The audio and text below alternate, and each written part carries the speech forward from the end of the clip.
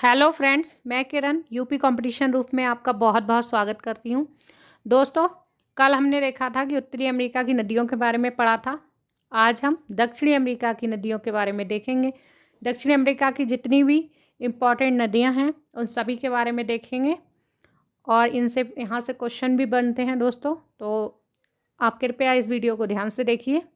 चलिए स्टार्ट करते हैं। दक्षिण अमेरिका की प्रमुख नदियाँ देखिए दोस्तों, ये दक्षिण अमेरिका का मैप है, आप देख लीजिए।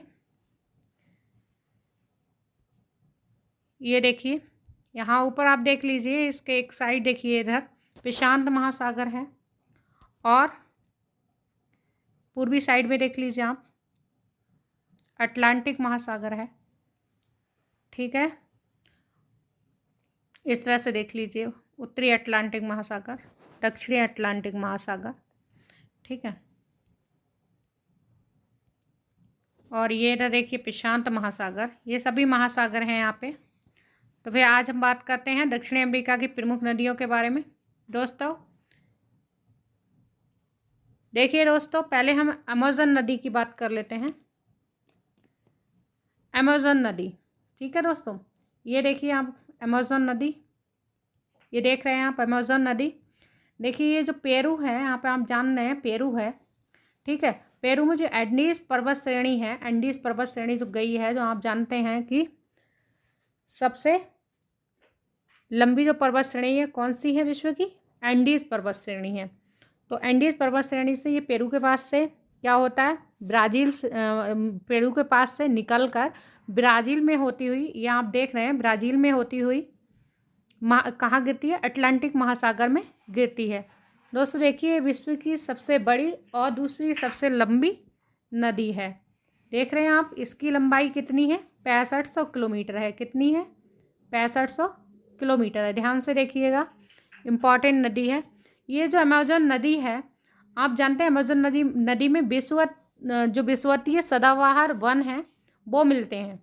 ठीक है, इनका स्थानीय नाम क्या है? इन्हें स्थानीय नाम में सेलवास कहा जाता है। आपने पढ़ा भी होगा कि जो पृथ्वी के फेफड़े किसे कहा जाता है? इस सेलवास वनों को ही कहा जाता है, क्योंकि यहाँ पे क्या होता है, पेड़ पौधे और ये सब क्या है, बहुत बड़ी मात्रा में, जिससे क्या होता है, बहुत ज़्यादा ऑक्सीजन मिलती है, इसलिए क्या कहते हैं इनको? पृथ्वी का फेफड़ा भी कहा जाता है। ठीक है दोस्तों, तो ये जो नदी बेसिन है, आप जानते हैं इसकी जो नदी बेसिन है, ठीक है, इसमें क्या है, रबड़ की खेती के लिए बहुत ज़्यादा फेमस है। ठीक है, और जो मानोस और बेलम, ठीक है, मानोस और बेलम जो बंदरगाह हैं वो इसी नदी के किनारे हैं। ठीक है, अब दोस्तों यहाँ पे हम बात कर लेते हैं जो अमेज़न नदी है, इसकी सहायक नदियाँ कौन कौन सी हैं।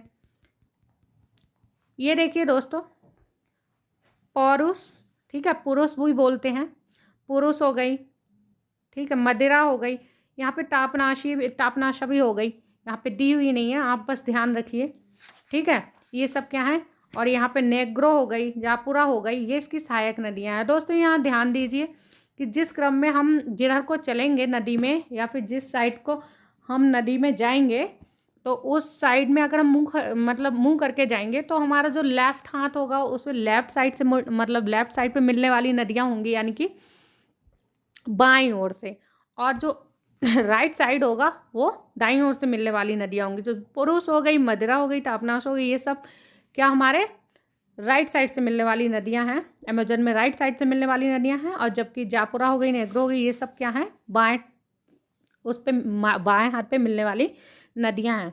तो चलिए दोस्तों, अब आप समझ गए होंगे।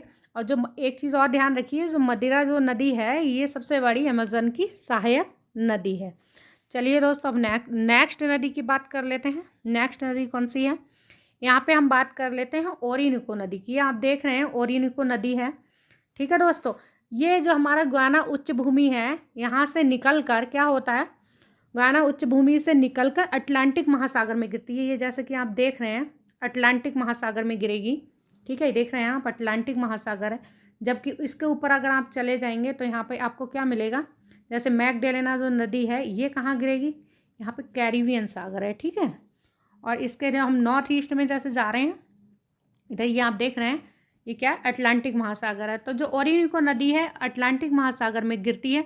और ये जो यहाँ पे वेनेजुएला पड़ता है, ये वेनेजुएला की प्रमुख नदी है। ये अपने मुहाने पे आप जानते हैं कि डेल्टा का क्या करती है, निर्माण करती है। और इस नदी बेसिन में कौन से घास के मैदान पाए जाते हैं? इस नदी बेसिन में जो सवाना प्रकार की जो लानोस घास है, ठीक है, लानोस घास। देखिए कंपोज की बात मैं यहाँ नहीं कर रही हूँ क्योंकि वो ब्राज़ील में मिलता है, ठीक है। यहाँ लानोस की बात कर रही हूँ, तो लानोस हैं, लानोस घास के प्रसिद्ध मैदान मतलब यहाँ मिलते हैं, ठीक है।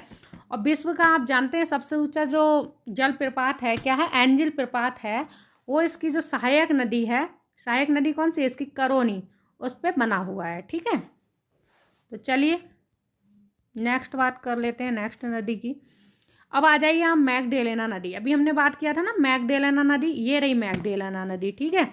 ये भी क्या होती है? एंडीज से निकल कर जो कोलंबिया नगर है, ठीक है, ये यहाँ पे क्या पड़ेगा? कोलंबिया नगर। कोलंबिया नगर कह रही हूँ, सॉरी दोस्तों, गलती से निकल गया मुंह से। कोलंबिया के जो बारनक्यूवला नगर है, ठीक है, उसके समीप क्या होती है? यहाँ पे बारनक्यूवला नगर है और इसके समीप क्या होती है? ये कैरिबियन सागर में गिर जाती है। मैंने कहा यहाँ पे कैरिबियन सागर है, आप जानते ही हैं कैरिबियन सागर जो आपका मैक्सिको का जो पूर्वी भाग है, उत्तरी अमेरिका में जो मैक्सिको है, मैक्सिको की खाड़ी है, वहाँ का जो पूर्वी भाग है, वहाँ पे आप देखते हैं जो क्यूबा वगैरह हैं, वहाँ पे क्या है? कैरिबियन सागर है। और वहीं पे ये नदी क्या होती है? गिरती है, ठीक है। और इस नदी की बस एक खास बात याद रखिए, 2 पर्वत श्रेणी हैं, कॉर्डिलेरा ओरिएंटल, ठीक है, कॉर्डिलेरा ओरिएंटल और कॉर्डिलेरा ऑक्सीडेंटल, ठीक है।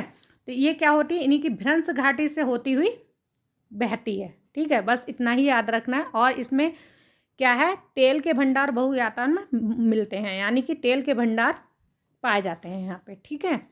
चलिए नेक्स्ट नदी की बात कर लेते हैं दोस्तों। नेक्स्ट नदी है, आ जाइए नेक्स्ट नदी, एक सेकंड रुकिए, ये आइए यहाँ पे आ जाइए। नेक्स्ट नदी है हमारी पराना नदी की बात कर लेते हैं। ये देखिए आप ये देख रहे हैं ना पराना नदी, ठीक है दोस्तों। देखिए पराना जो नदी है, इस नदी को बस याद रखिए, ब्राज़ील जो उच्च भूमि है हमारी, ठीक है, ये ब्राज़ील उच्च भूमि ऊपर वाला क्षेत्र है, दिखा देते हैं। ये देखिए ब्राज़ील जो उच्च भूमि है, ये देखिए, ठीक है, यहाँ ब्राज़ील उच्च भूमि,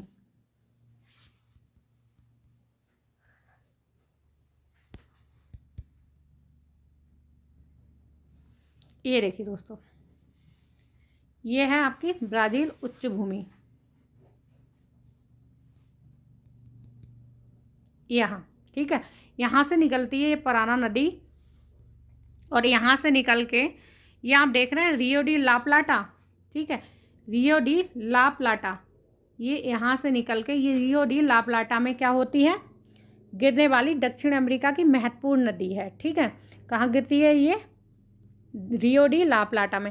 इस नदी के बारे में याद रखिए दोस्तों, ये जो है ब्राज़ील और पराग्वे जो नदी पराग्वे और जो ब्राज़ील देश है, इनके बीच प्राकृतिक सीमा बनाती है, ठीक है।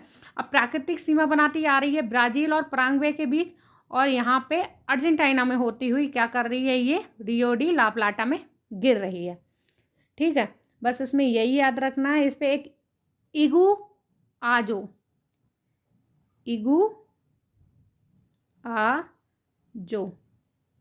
एक इगू आजो जो है जलप्रपात है, इस नदी पर अवस्थित है, बस इतना ही याद रखिए, ओके।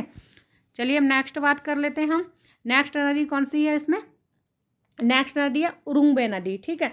देखिए ये भी ब्राज़ील उच्च भूमि से ही निकलती है, ये देखिए उरुंग्वे नदी, और ये भी ला प्लाटा में ही गिरती है। ये देखिए ये नदी और पराना नदी, दोनों ही नदी क्या हो रही हैं? इसी में आके गिर रही हैं, ला प्लाटा में, ठीक है।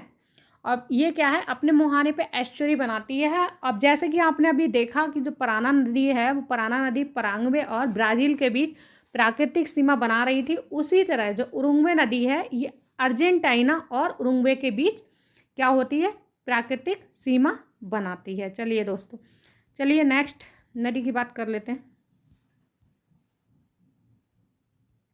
देखिए दोस्तों, ये आप देखिए सैन फ्रांसिस्को नदी, दोस्तों ध्यान से देखिए, सैन फ्रांसिस्को नदी है, ये भी क्या होती है? ब्राज़ीलियन हाईलैंड से ही निकलती है, और ये गिरती कहाँ है? अटलांटिक महासागर में गिरती है। कहाँ गिरती है? अटलांटिक महासागर में गिरती है, और ये लगभग 2900 किलोमीटर लंबी नदी है, ठीक है। इस जल विद्युत उत्पादन के लिए जानी जाती है, जल विद्युत उत्पादन, ठीक है, बस इसका एक नाम याद रखिए, इस नदी को राष्ट्रीय एकता की नदी भी कहा जाता है। सैन फ्रांसिस्को नदी को राष्ट्रीय एकता की नदी भी कहा जाता है। चलिए दोस्तों, अब हम अपनी वीडियो को यहीं समाप्त करते हैं। आपको हमारी वीडियो कैसी लग रही है कमेंट बॉक्स में कमेंट करके ज़रूर बताएं। ठीक है दोस्तों, चलिए मिलते हैं नेक्स्ट वीडियो में। तब तक के लिए नमस्कार दोस्तों।